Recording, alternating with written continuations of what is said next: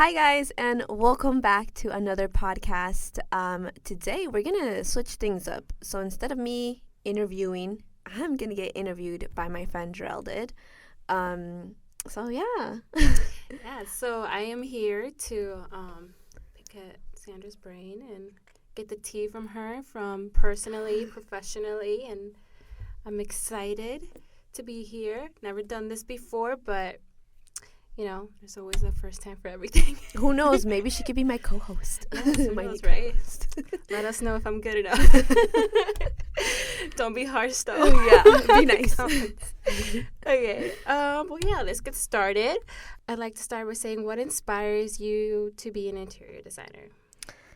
I've always known I wanted to be in the creative field. I didn't necessarily grow up knowing I was going to be a designer, but I always had these sketchbooks. You know how people have diaries? I mean, I did have a diary, but I had a sketchbook diary where I would just draw anything in sight, and I always felt like I had that creative outlook and I wanted to be in that industry. I think it was in high school I thought I wanted to become a fashion designer, and I took a fashion design class, and then I realized I can't sew or draw those fashionable outfits to save my life.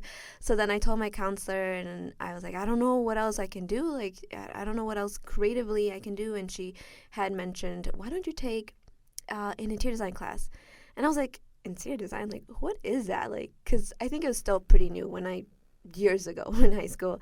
So I decided to take it, and when I took the class, that's when I was like, oh, everything just connected to me, and I knew this is where I wanted to be. So since then, that's where I've been.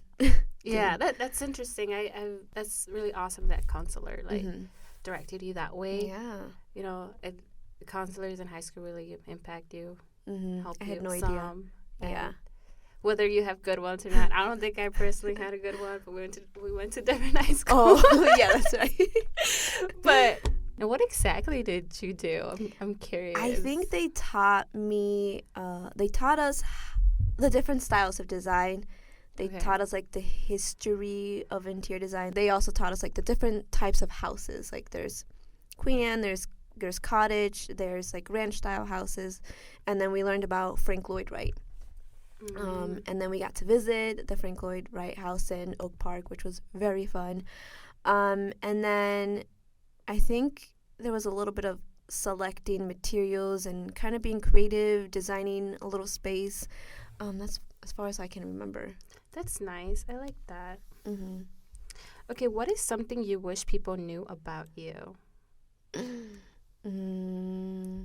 I think we had talked about this. I'm a very goofy person. Yeah, that's right. Yeah. Yeah. And I feel like sometimes you don't portray that very often through your videos, but you're very energetic, very fun. Yeah. I come across kind of serious in my videos, just because I like to keep things professional, but I think my personality sometimes gets across on there. But aside from that, when I'm with my friends, I feed up people's energy, so when people's having a good time, I'm having a good time. And I just like to keep things positive and just fun, Yeah, she does. She really does. We all need a Sandra in our lives, and honestly, the energy she brings in the group, without remaining really energetic, positive. Yeah. So I love that about her. What about professionally? What is something you want to aim them to remember you by? My work. I want people to remember me by my work and how I work too. I want them to remember me by how I treated them, because that goes a long way of being open and honest with them, and just being communicative. I love to dive in and learn about people's styles, and I don't like to influence my personal taste on them, because I like to explore what they like already and enhance it. Right. So that's what I want them to remember me by. I like that, yeah, and especially because you want it's their home. It's their home. Yeah. So it's important that I can see how it would be hard like you want to put your input, Yeah. but Yeah. you have to keep in mind, like, this is their home. It has Yeah. to be like what they want, and I'm sure you guide them that way too. Because I feel like if I were to hire you at first, I would expect you to tell me like how it should look, right? Yeah, a lot of people have those questions like, oh, how should it look? And I think this is where I have to steer them in the direction of like, all right, let's dive a little deeper at what you like and what you're passionate about and what makes you feel alive. Like, what colors do you love? It's about them and them like exploring their taste and realizing, oh my gosh, I didn't know I liked this. Yeah. And I don't want to tell them what to do. I want to guide them. I like that. Yeah. I know you have a lot of future plans. Would you like to share anything with the? Ooh. Yeah, so I just released my new website, so you guys go check it out. I have a space for designers to help them. You can book calls with me and download some stuff. I want to continue making YouTube videos. That's still on my plate to continue doing, and do more podcasts. Eventually I want to have my own little podcast room. Yeah. And something that my viewers don't know, but you guys know, is I'm moving next year to Tampa. Oh. But I'm excited for you. Sad but happy, excited for you. I know it's. I'm really excited, and I'm feeling really good about the move because I feel like it's gonna bring a lot of good things. I'm excited to explore and expand my business in a different city. I'm still going to be doing business here in Illinois because I have my business license here, and but to do it in Tampa as well. Yeah, I'm excited. Would you like to share about the license that you're studying for? Oh yeah, I'm also studying to get my NCIDQ certification, guys. Ooh, big girl moves over here. Woo, oh my gosh. I started studying, and that is intense. Oh my gosh, I'm a little scared. But there's 3 tests. There's the IDFX and the IDPX, and there's the PRAC. So the first 2 that I mentioned, the IDFX and PX, they're relatively easy from what I've heard, so that's when I'm going to be taking the test in October, and then next year I'm going to focus on the PRAC. So that's awesome. And then exactly what is that, like, entitle you to get? Like, what's the purpose of that one? So you can essentially work on bigger commercial projects without having someone above you, like, look over your work in a way. I'm doing this for myself, because like I think this will help me learn a little bit more about the industry and about construction drawings and about the processes more. Not that I don't know, but it's always good to learn more. Yeah. And to be certified, and I don't want to be able to turn down a project because I'm not licensed. So this is for me and my business. I know other companies, sometimes they may not require you, or they may require you. So this is my personal. But it's always, good to have or good to be prepared. I love that, and I'm so happy for you. I remember when Sandra started making her YouTube channel. Oh my how long was that ago? Like maybe I think that was the end of 2019, going into 2020. Yeah, literally, I was like probably her top 10 followers. You guys were the real ones. And now, how many do you have, Sandra? I think 12,000. Oh my God, that's awesome! I'm so happy for you. How far you're growing and expanding.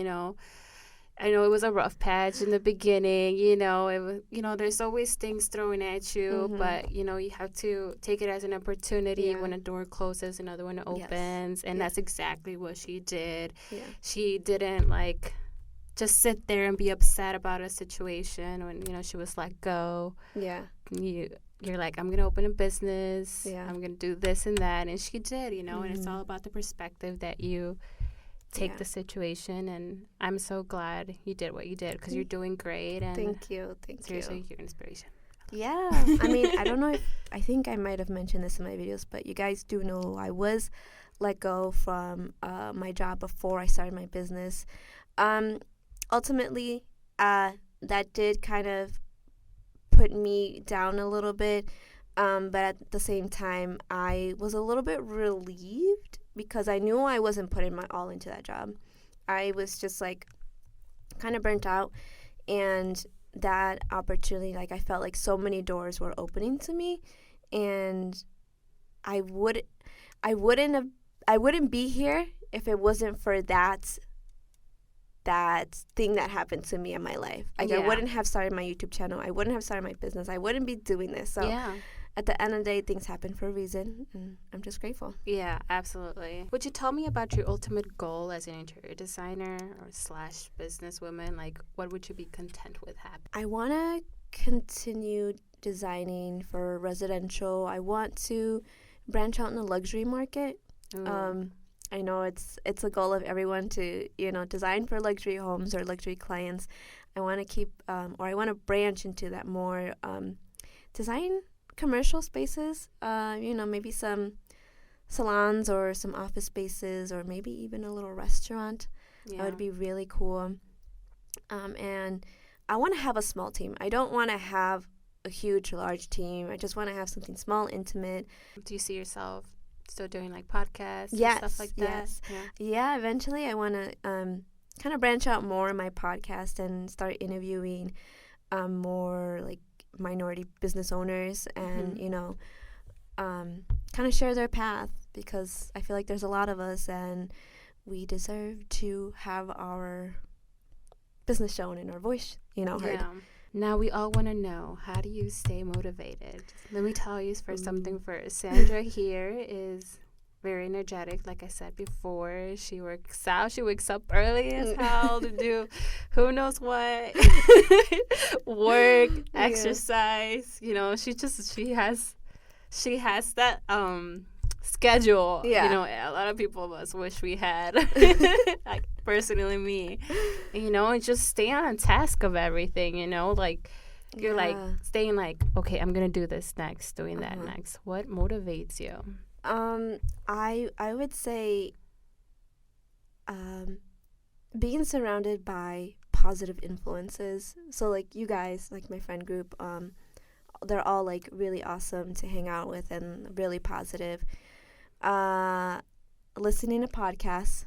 I've been doing that more recently. Like, I'll just go on walks in the afternoon, listen to podcasts to uplift me. I want to say another thing is my subscribers. Believe it or not, you guys have a huge impact on me. I woke up this morning feeling like meh.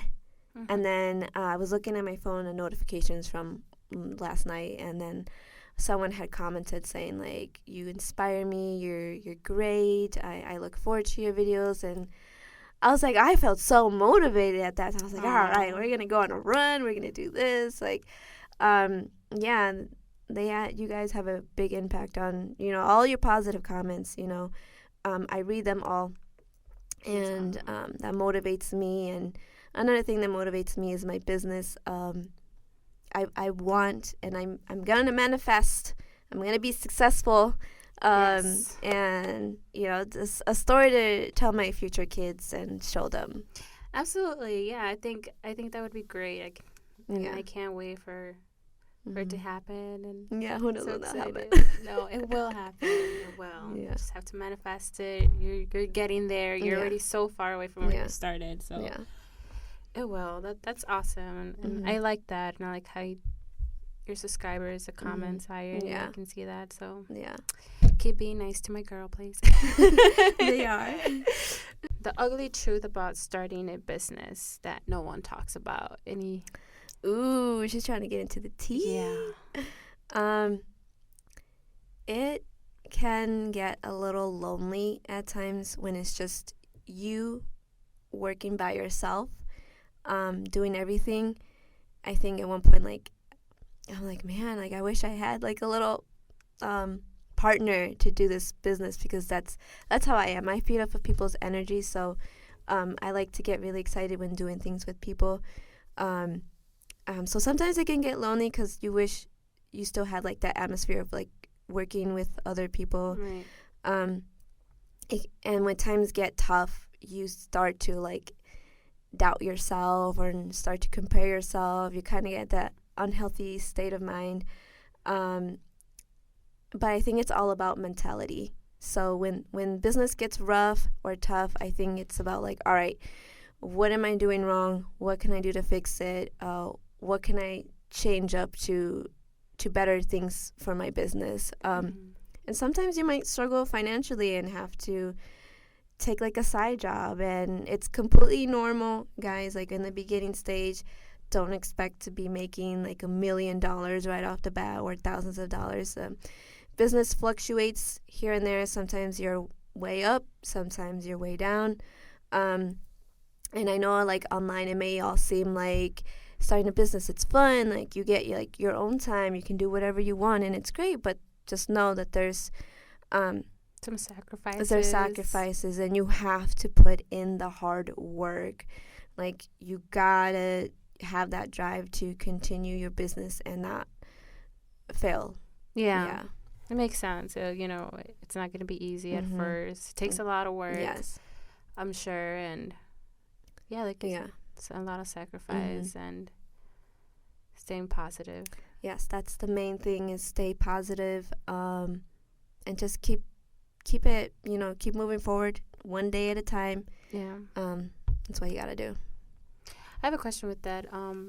Would you say you have to have like a good amount of money to invest in a business and start?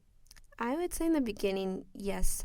Before you quit your job, have some money saved up, because that's what I did. I had money saved up so I can use some of that money for my business and purchase like a laptop and softwares and all that stuff. And then, from there you just got to be conscious about your money spending. Or you may even still have that job and you just go part-time. So I would say, just have some money saved up for emergencies, and hopefully it all goes well. Any recommendations for people who want to start a business, or any words of advice? I know we kind of talked about it a little bit, but anything we haven't? I would say just start right now. Yeah, like right after watching this. Yes. Yeah, just do it now. I wish I would have just started years ago, but everything happens for a reason. A lot of people make up excuses like why they can't start a business, like they don't have this or that or a website. Like I didn't have a website when I first started my business because I wanted to have work to put up on my website. Okay. And you could spend so much time perfecting the perfect process, but there's never going to be the perfect process. When you start your business, you're going to be refining and retuning everything as you go to, based on like what you have seen for your business, based on like your clients and all that stuff. So literally just start, and then you will figure it out. The rest, everything will be okay. Yeah, you learn as you go. Yeah. So tell me about working in different states, country. How challenging is that?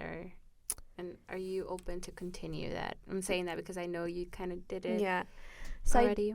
I do have e-design services. So for those that live out of state and looking to design like a small bedroom or like a small apartment, they can reach out to me, and I work with them virtually to design their space. I did have a few clients that were like kind of like full service clients. One was in Wisconsin. I designed their lake house, and the other was Indiana. So I do love traveling for work if the project is right and if it's worth it. Eventually, I still want to keep doing that.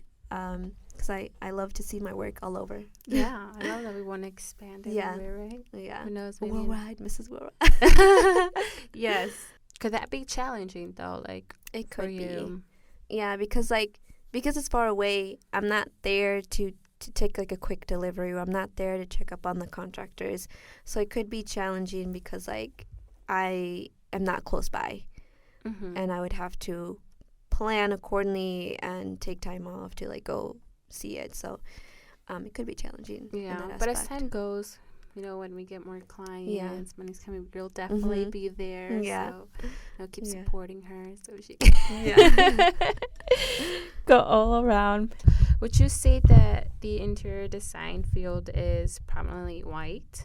Yeah, it is. When I was working for different design firms back in the day, I right away noticed I was like the only Latina interior designer, and the field is prominently white.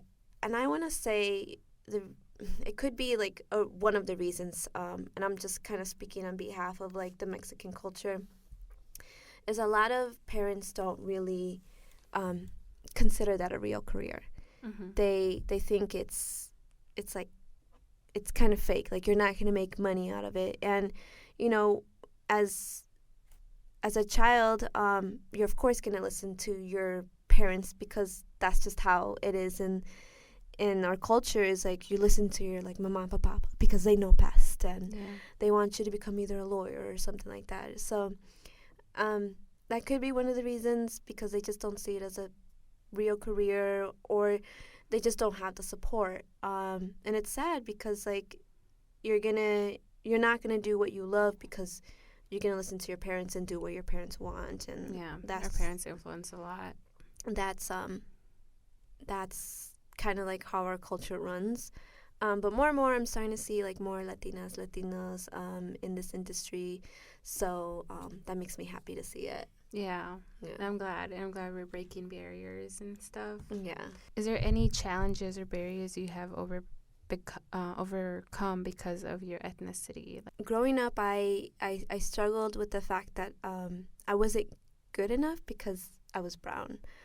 I'm a first gen, like we're all first gens, and I didn't grow up wealthy. My dad worked. My amazing mom, took and raised 5 of us kids, so it was pretty hectic. Yeah. Full-time job there. Yeah, it is. That's what mom says. It's a full-time job. And I always just felt like I wasn't as advanced as them because I didn't have access to like tools like computer or like a cell phone. We did have the library. My mom dropped us off at the library all the time. We'd go into the library. But I struggled with that so much because like I felt like I wasn't smart enough, or my parents had money but they didn't have money to like splurge on all these items. Another thing is, when I started my business, I was doing research to see like any successful Latina interior designers, entrepreneurs, and most of the people that were like really famous or really successful like were prominently white. So that did kind of intimidate me in a little bit, because I was like, will I be able to make it? Me, little brown girl. I stole that from Liza. Me, like small but mighty, though. Yeah, like I was just like, I don't have the connections like they do. I don't have like my tios and tias, like they're not rich to spend thousands of money hiring an interior designer. And whereas like I know that they probably have like aunts and uncles who are very wealthy and know people, and I think it's about the connections. Like I don't have those connections, so I feel like I have to work 10 times harder to find those connections and find people who are willing to pay for a designer. So that did kind of intimidate me in the beginning, and it's a little bit of a struggle. Yeah, it's all those like intimidations and like what ifs that can sometimes bring you down, hesitate, but now I'm proud. I mean, not saying that I was never proud, but I'm more than ever proud to be, a minority-owned business, a Latina entrepreneur, because like I don't know, I feel like that fire, that passion to keep going and show other young girls that it's possible to have a business and be successful, and you don't necessarily have to be white to be successful. Yeah. And I like that, because I even done it myself, like looked up like is there any type of Latinas that are like in career, any type of field that can be interest to me or whatever. And I love we to need see that. It. We need people who are doing good for themselves and they're Latino to talk about, to inspire others, because people are looking, and searching up for that inspiration, because it could be so hard to obtain like within maybe in a household that doesn't fully know, and we need that motivation for sure. I love it. I love meeting like other Latino entrepreneurs in this industry doing their thing. Like, I love it. I love to support it. And I think it's just like a different kind of connection because like we know how our culture is. We know how we grew up. Like, whereas when I worked in other design firms, I just felt like I could never relate to my coworkers.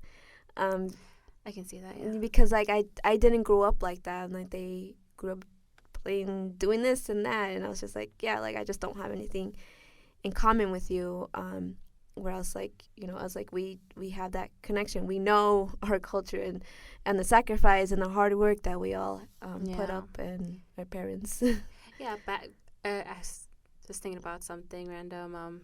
Back to what you said about, you know, not being able to connect with them. There are times that you not necessarily pretend to fit in something like that, but you know, can you tell us about that? Like, did you you know, and everyone does it, you know, if you feel out of place or something, sometimes you want to fit in, so you try to even pretend to be part of it, but like it could be very it is betraying in a way that you're lying to yourself, and then you realize later, you know, that I shouldn't have done that. Like I've done that in the past, and like really, in a way, I feel like we shouldn't be ashamed. You know, we should just we should in a way embrace that and you know, talk about it. Be like, you know what, I unfortunately did not have this, but later on, we just kind of quiet, you know. You know, it's funny. I just listened to a podcast with this girl. She's a Latina, and I want to say maybe it's called the Unbreakable Latina podcast, but she's talking about being a Latina in a workplace, or maybe it's another podcaster, but she's talking about being a Latina in a workplace and how you kind of lose yourself fitting in with everyone and doing the things that everyone is doing. And I felt like that for so long, and now I don't want to fit in with like other people. I'm fully like embracing my cultura, being Mexicana, and you do kind of lose your touch with your roots. I felt like that. I felt like I was out of touch with my roots, and turning a new leaf now and just be like, I mean, we have to remember that that's where we came from, and there's nothing wrong with that, nothing to be ashamed about. Of, you know, so it's a tough little one to change. It is, but okay, now let's get into some fun topics. Now that it got a little serious, tell me about what you inspire your future home to look like. What is your style? Ooh, I love this question. Okay, so for the longest time, I had no idea what my style was. I was always switching different styles. Like, I was like, oh, I love Scandinavian, I love industrial, I love modern, I love minimalist. And I could never ever stick to a style, because the next day I would change it. Until recently, I was scrolling on TikTok, you know, and then I came across this TikTok video where it was talking about modern Mexican, and I was like, whoa, hold up, how come I never considered this before? And so I was looking into it. I was like, I love it. I'm a modern girl. Like, I still like modern things. But I want to embrace my cultura. I want to embrace, like, you know, I'm from Mexico. I want to embrace the little touches of, like, the little cups. Yeah, the little cups, you know? That's what I think of. Oh, they're so cute. And, like, para las tortillas, what is that called? Gosh. I hope you guys know what I'm talking about. For la masa? Yeah, or like, you know, when tortillas are warm and you... Oh, like the little baskets? Yes, that. Yeah, so I realized like that nothing ever stuck to me because it didn't speak to me. And that spoke to me, obviously, because, you know, it's my culture, and I still love modern style. So I want my future casita to have, you know, modern pieces, but like things that celebrate my cultura and remember my roots, and, you know, feel reconnected to it. Yeah, that's a very interesting style. Like, I guess roughly new, or something I guess we haven't really thought about. Like, growing up, you know, as Mexican as well, and like my parents would always have like really colorful Oh my walls, God. even Yeah. in an apartment, and I'd be like, oh my God, that doesn't go like that. Just too much colors and stuff. But I get it and I appreciate it more now, Yes. because it makes them feel like home, Yeah. even though home away from home. Yeah. But I I mean- like that, and and now I used to be like a little judgy, like, oh, these walls look too much, Yeah. but I should respect that. Yeah. I learned to respect that's what makes them feel like home. I mean, that's our culture. Like, we're all about vibrant, rich colors. Yes. So, and I'm a type of girl, like, I love color. And that, I think, like, before, when I worked at different design firms, that's where I kind of felt like, oh, I think I'm neutral. I think I love neutral colors. And then it just didn't feel right to me until, like, I was like, yeah, this is not me. That's another reason how you can lose yourself. Yeah. Yeah. I could see that. Yeah. Yeah. Because everyone's trending on like Yeah. neutrals. So I Mhm. know that was a big thing. Even Yeah. I fell into that. We're all guilty. Yeah. But like, yeah, it's good to bring some color into your Yeah. life as well, and Mm-hmm. something that reminds you of your own cultura. Mm-hmm. Talking about the homes, would you prefer a smaller, like, average home, or a bigger home? Like, if you could like to pick anywhere you please to live. It's so funny because growing up, I was like, I want a mansion. I want a big house. Uh-huh. And now I'm just like, that is too much work, girl. yeah, too much cleaning. Too I was much thinking the same cleaning. thing now. I want a little casita, big enough to accommodate guests, big enough for me, my family, my future boyfriend, to be husband. Yeah. um, Chris. yeah. And, just some kids. Yeah, I don't want anything big. I just want something, like, relatively medium. Yeah, Yeah. I agree. Yeah, Yeah. I mean, growing up in a small home, a small apartment, sometimes sharing with a sibling, like, I was like, I'm gonna get a big home Yeah. someday and everything. But as time changes. goes, you're like, small is It's good. Yeah. Just a medium size. save on the bills, too. Save on the bills, the cleaning, and then, like, especially as a woman who doesn't plan to stay home and clean the whole time. Yeah. Like, what is your favorite room to design in a home? The kitchen. The kitchen. The kitchen is the heart of the home. That's where everyone spends their time in. At least, I like, agree. our family. Like, my mom always cooking, so we always go in the kitchen to, like, hang out with her. But yeah, I love designing and making a space so intimate and functional for them and their everyday lifestyle.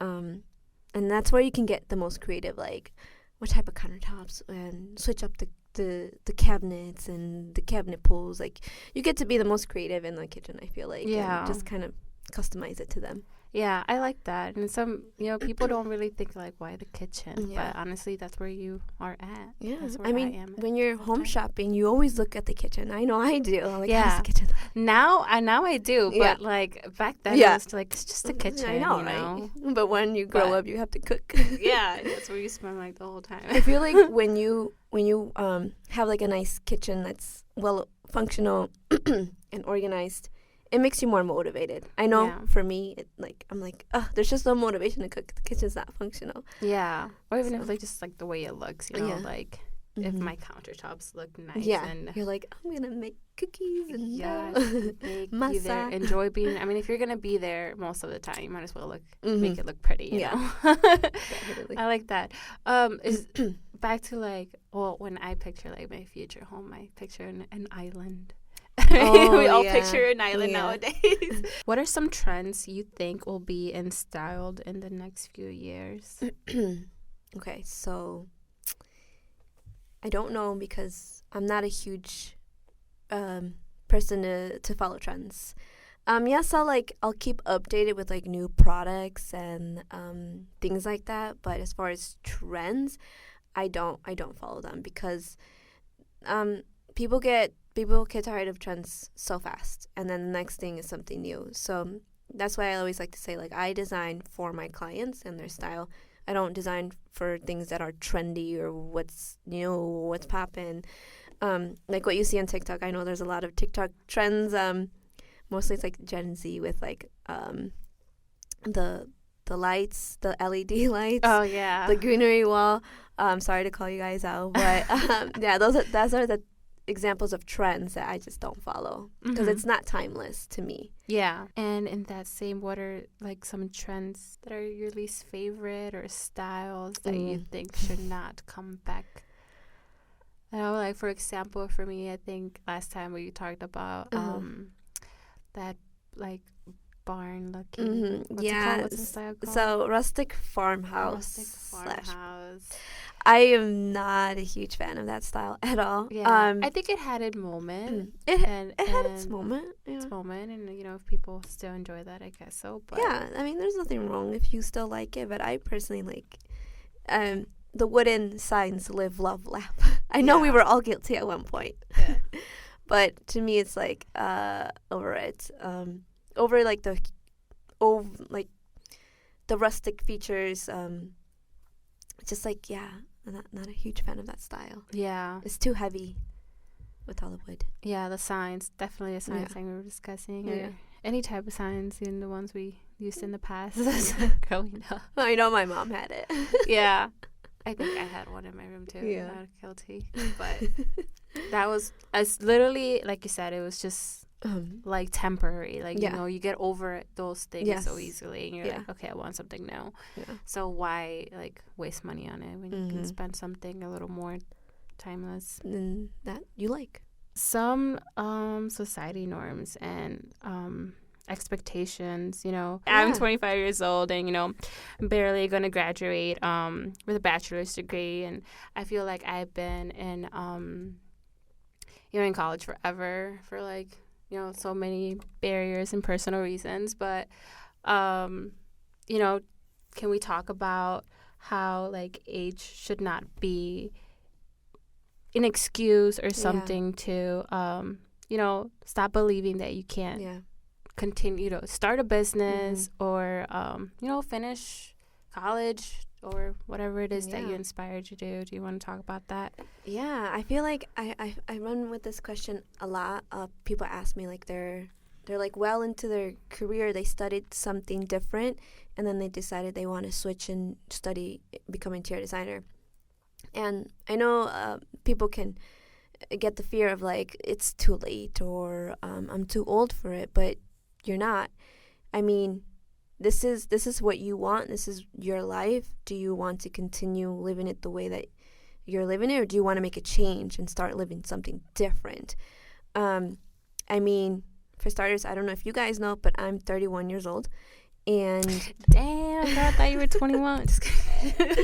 This is what takes waking up early, going and exercise, and I like to take care of myself, but I want to say I get it from my mama. My mom's good genes. Yeah, I mean, age 31 is still young. Yeah. 21 is young. 30s are the new 20s, guys. Yeah. Yeah, I mean, don't let your age affect you guys. I know sometimes we're like, oh man, I wish I was younger and doing this and being successful and having my business, but it's your path. Don't compare it to other people. This is your life that you're living it. Everything happens for a reason. I know I always keep saying it, but I feel like I got good experience in my career path to start my business, and I just don't you're still young. You're Absolutely. still young. You're still young, and don't think that if you already started something, such as like maybe finish a degree that you're unhappy with at the end, like start a new one, or there's no don't limit. Get comfortable. Okay, so why don't you just briefly tell them what you're studying? Oh, okay. Well, I'm studying human development and family sciences. So my ultimate goal is to either be like a child life specialist or a social worker. I go to Northern Illinois, and I'm going to be working at the undocumented student office.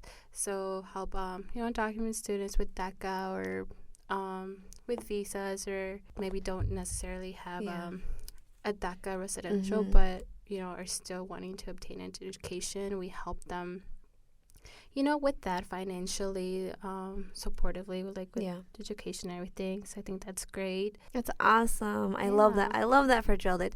Geraldid has the most beautiful soul ever. I really think you do. Like, I you're love that. you're so kind at heart, and you always have such a positive energy. I myself am an undocumented student, so it's been challenging, but back to wanting to embrace your own Yeah. either education or something. Mhm. Like I think ultimately, I think it would be pretty cool to own have my own clients as well as either as a counselor or something. I think that'd be pretty cool. I'm so proud My of own- you, Geraldid. My own little business as Yeah. well. But yeah, slowly but surely. You'll make it. You'll do it. Yeah. You got this. But I definitely want to stick with helping, undocumented students or any Latinos as well, helping them in any way possible, like getting more students to graduate. Like I've been to a couple conferences this past year because of NAU, that inspires Latinos, give them scholarships Yeah. and stuff. Like I think that's something in the future that when I'm financially there that I want to give back because I've been getting a lot of support from a lot of mentors that I did not get back then, and it's rewarding, and I want to give that back in the future. I think that'd be really cool. Yeah. But yeah, back to something that I want to discuss is back to the counselors. You had a decent experience with yours in the high school. I unfortunately did not. I don't know if that. Yeah, like I was saying, my I did not have the greatest counselor, and I was really unmotivated. And even though I somehow, I just didn't know what direction to go, especially because of my status and not being able to obtain financial aid and stuff. It was really hard, and I know a lot has changed since that year. There's a lot more help and support financially and everything for undocumented students, but however, it was really tough back then. And I know a lot of peers that I went to high school with that were in the same boat. They were not able to continue because they felt unmotivated and felt like it was just impossible for them, and very discouraging. And it was really discouraging, but it's back to pushing through, finding ways, not really accepting a no. And even if it takes you years, I was part-time student for a very long time. Really? And finally the past years I've been full-time, and I'm soon going to That's awesome. graduate. And well, thank you so much, Geraldid, for sharing your story. Yeah. I know you just inspired a lot of people out there watching this and video. if anyone needs some help with anything, whatever that remains your status or even starting a business, I'm sure Sandra can help with that as well, or any school advice or anything, any counselor help or stuff like that. Yeah. So in the future, watch out for Geraldid. Yes. She's coming at taking appointments. Yeah. Yeah, I had a blast interviewing you. I hope everyone learned something about Sandra. She's amazing, and I'm so happy she was brought into my life. I'm so glad. No, Geraldid was the one who brought up I want to interview you. So I'm so glad. Yeah, I did. and I'm so glad. I said I was a little intimidated coming here, being the one to do it, but I was why not start something new? And I really had a good time doing this, and this was fun. I feel like we can talk for hours. Yeah, we could, and maybe we can talk about other stuff next time. Yes, part 2, guys. Comment down below. New co-host. Right? I love that. Comment if you want me back. Yes. Say we want Geraldid. Yeah. We could talk about anything. I think it'd be really cool. Yeah. My stories about Sandy B, and those who don't know Sandy B. She That's comes out maybe twice out a year, and she's a wild one. Yeah. But yeah. Well, thank you for answering my questions. Yes. Well, thank you so much again, Geraldid, for interviewing me and bringing this idea to me and sharing your story. It's very inspiring and motivating. And I want to thank you guys if you stuck for this long till the end watching it. Thank you so much. Let me know what you guys want to see next between me and Geraldid next episode. Yes. What do you want us to talk about? Yeah, comment down below. Talk about aliens or something. Yeah, let me know. Well, thank you guys again. If you like this video, please give it a thumbs up, and don't forget to subscribe and help my channel continue growing. And yeah, I will catch you guys on the next episode. Peace. Bye.